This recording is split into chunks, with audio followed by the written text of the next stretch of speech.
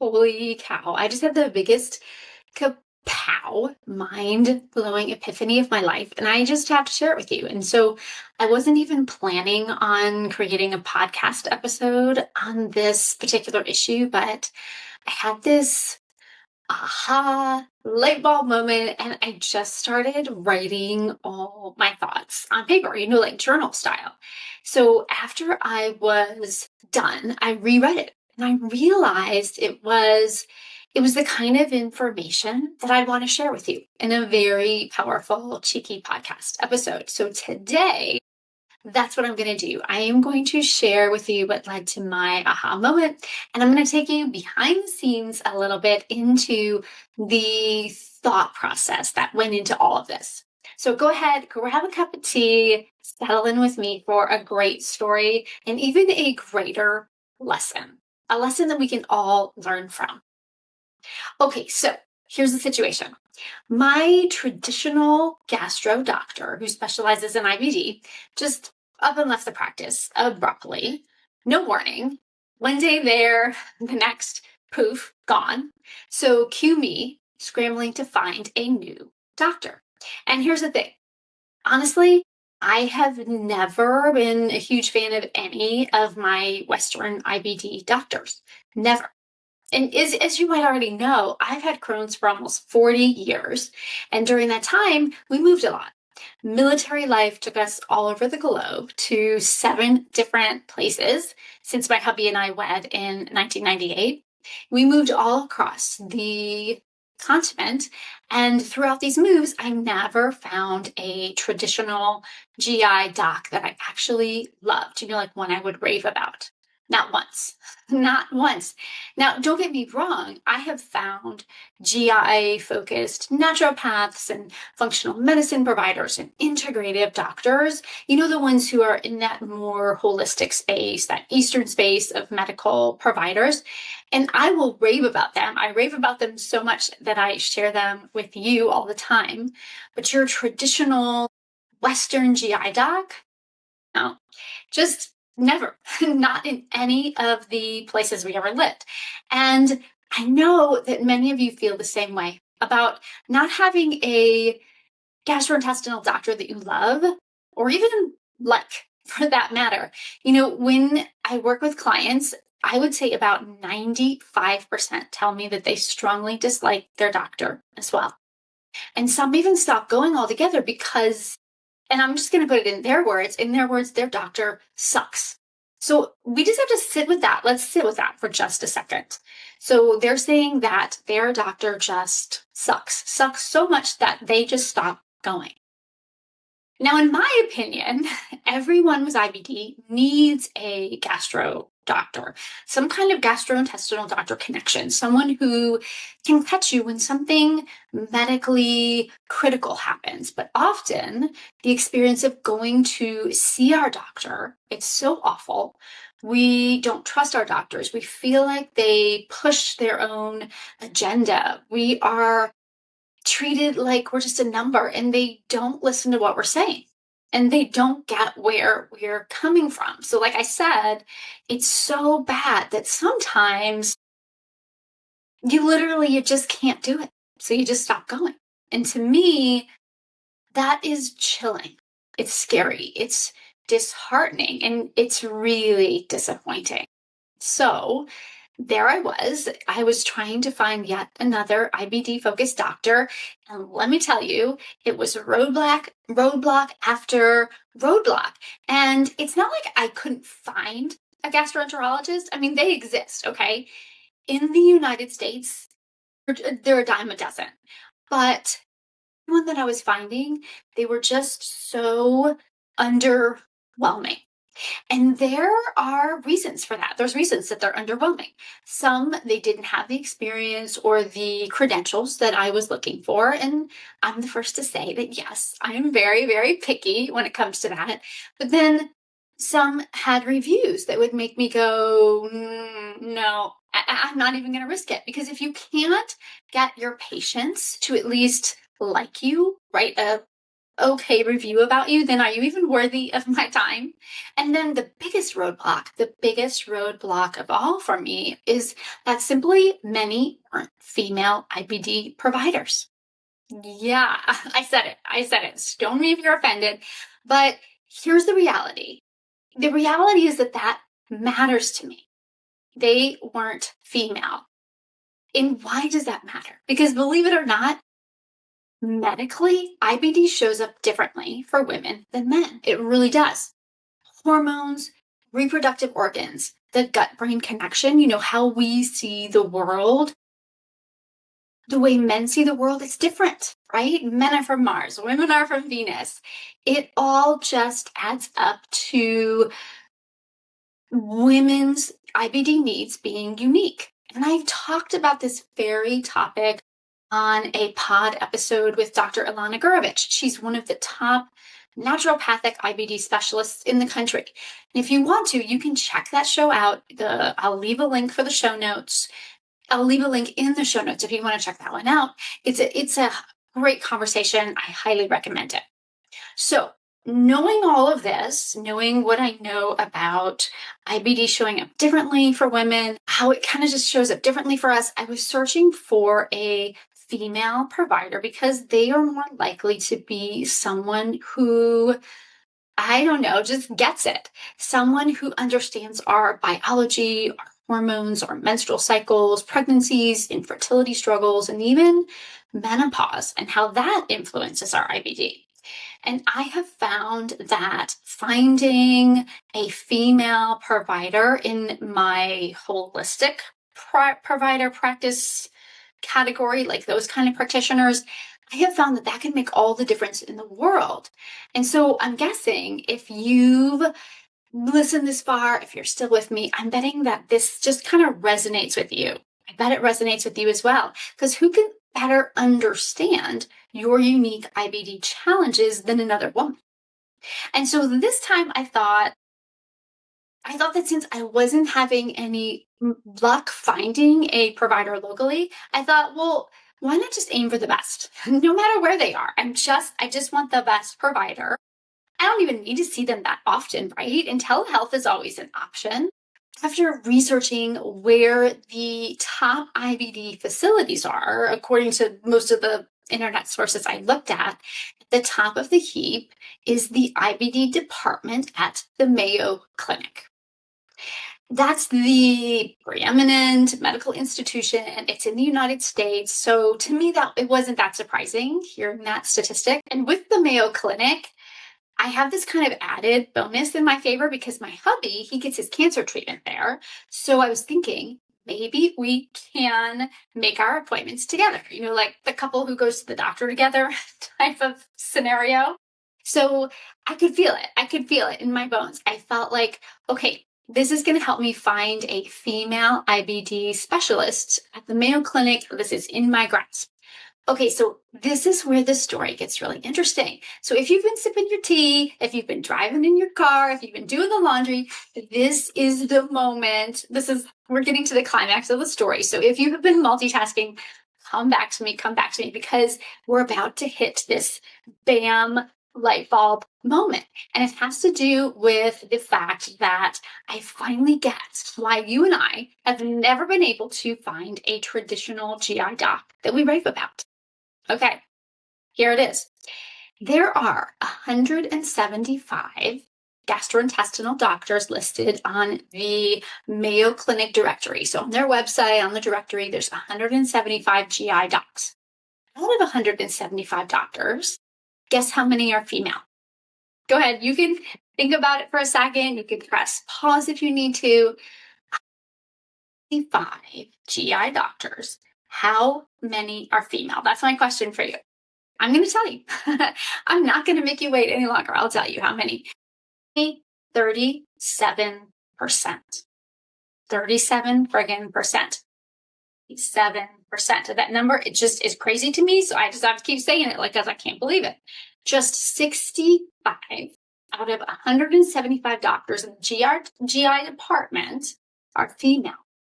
Now, Keep in mind this stat, this 37%, I just want to give this disclaimer here. It might change over time. It might get lower, it might get larger, but currently, at the time of this recording, only 37% are female.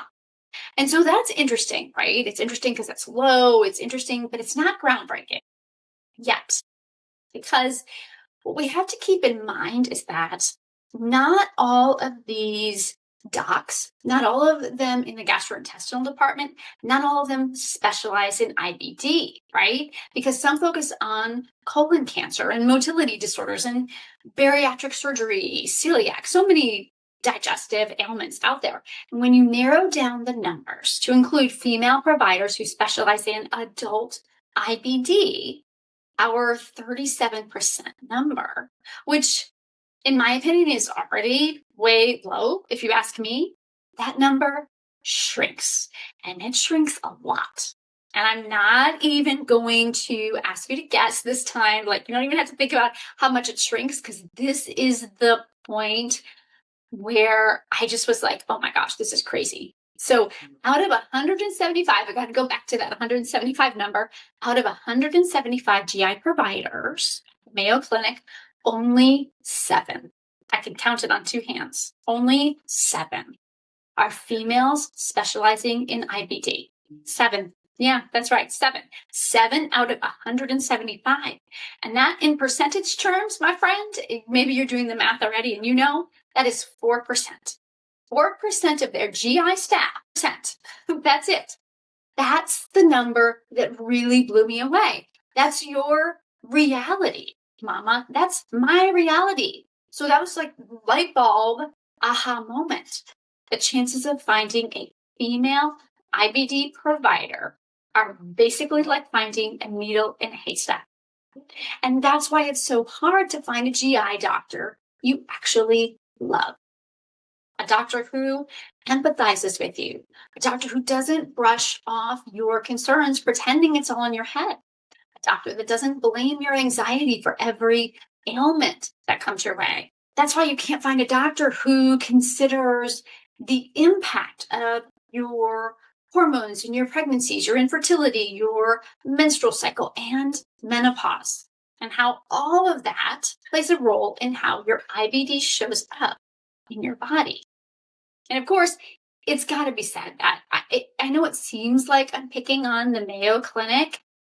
It seems like I'm picking on them here, but the stats aren't unique to them.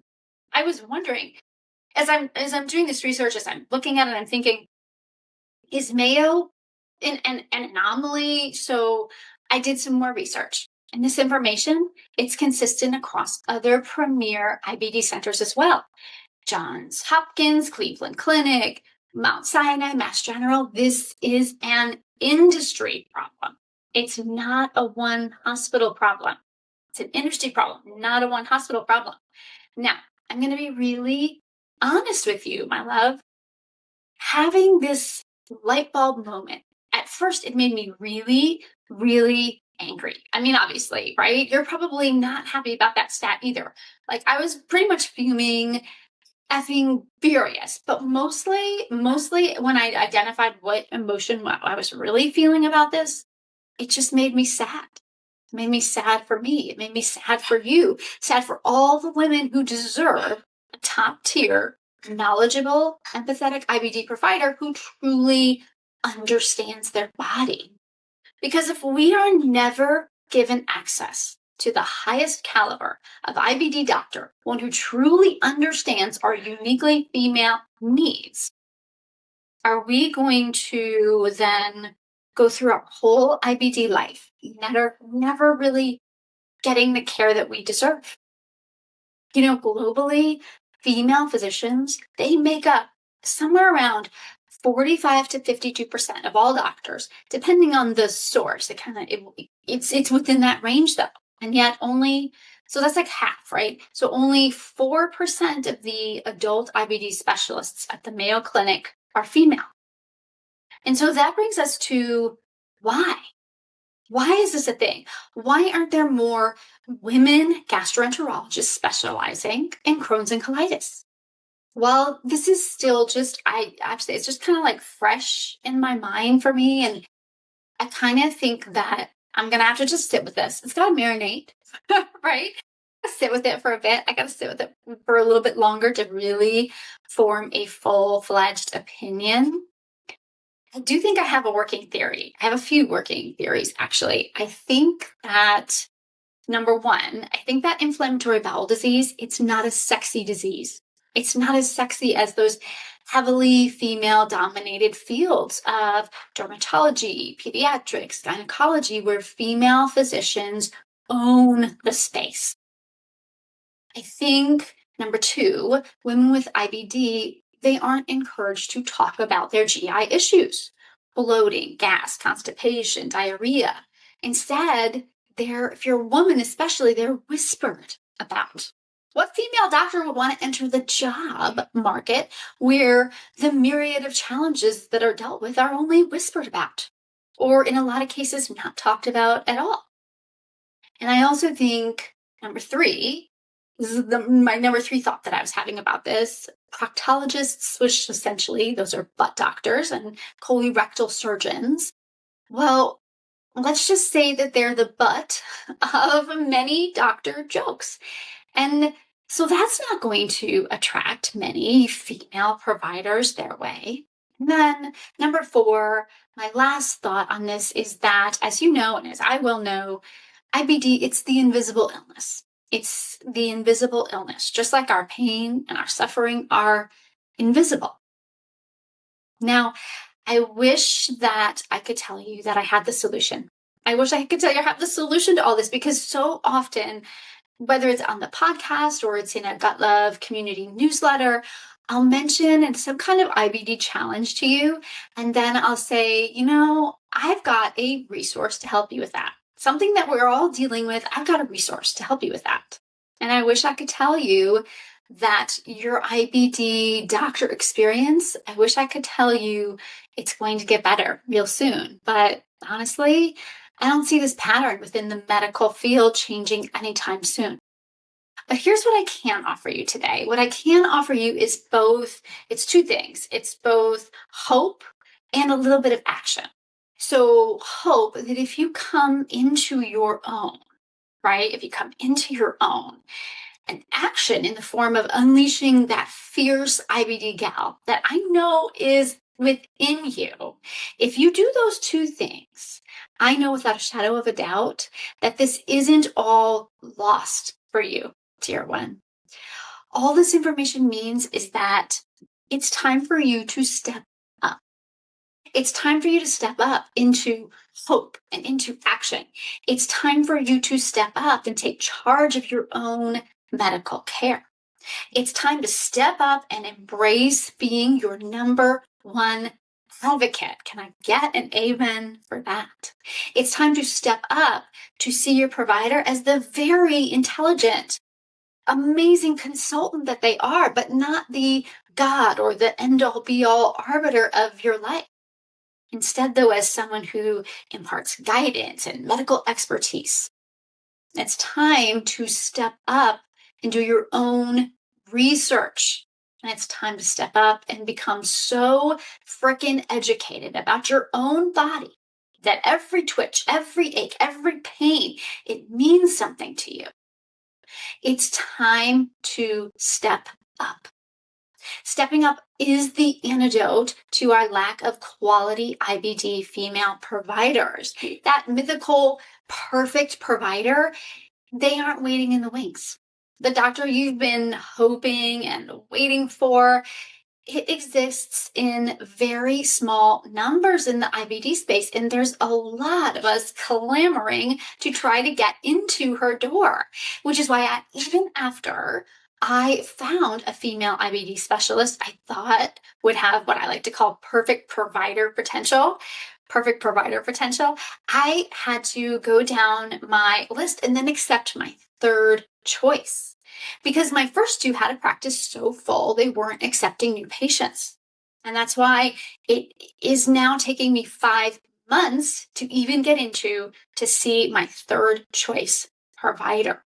The female IBD provider space is limited and it's overcrowded. But I still believe with all my heart, I still believe that you can heal, mama. You can still thrive. You can still live the life that you are meant to live with balance and lightness and peace, remission, and vitality. I guess what I'm saying is that you can still be the badass B plus IBD mama you were destined to be. Now, if this light bulb experience, if it's taught me anything, it's taught me that we need to lean on each other more than ever. We truly are in this together. We need to see each other as the person that helps us get through the ups and the downs of this crazy illness. So let's support each other. Let's reach out. Let's support each other. And if you feel moved by what you've heard today, I want you to share this information because it's just so stinking valuable.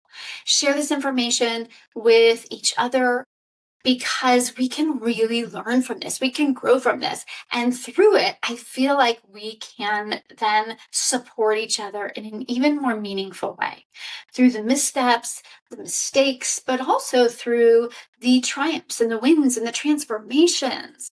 So promise me, dear one, promise me no more hiding and no more skipping appointments, no more taking the measly scraps that we get from medical providers who don't quite make the IBD grade.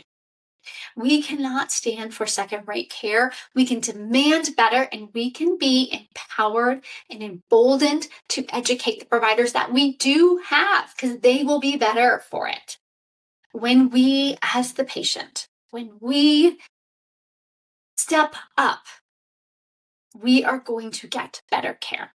And hey, you lovely gal listening or watching this episode, young person that you are, go to medical school. How about it? Go to medical school, become a gastroenterologist who specializes in Crohn's and colitis because we need you.